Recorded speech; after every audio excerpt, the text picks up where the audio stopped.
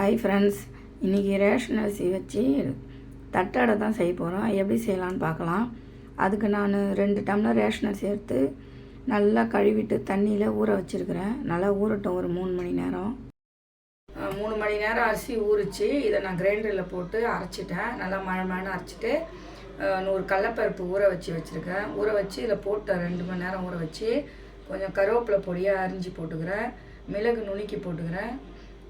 ஜீரகம் கொஞ்சம், தேவையான அளவுக்கு உப்பு, உடச்ச கடலையை அதான் பொட்டுக்கடலையை நல்லா மழை அரைச்சி போட்டுக்கிறேன். பூண்டு நுணுக்கி போட்டுக்கிறேன். காஞ்ச மிளகாவையும் நல்லா பொடியாக நுணுக்கி போட்டுக்கிறேன்.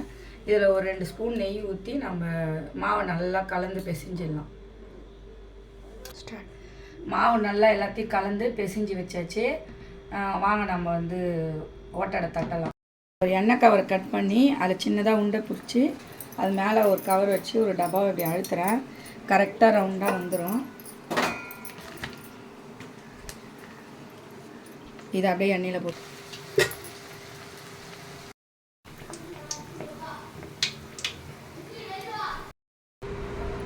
ஓட்டாடை போட்டாச்சு. இது பேர் ஓட்டாடையும் சொல்லுவாங்க, எல்லடைன்னு சொல்லுவாங்க, தட்டாடையும் சொல்லலாம். நீங்களும் இதை மாதிரி ட்ரை பண்ணி பாருங்கள். எப்படி இருக்குதுன்னு கமெண்டில் சொல்லுங்கள். Bye friends.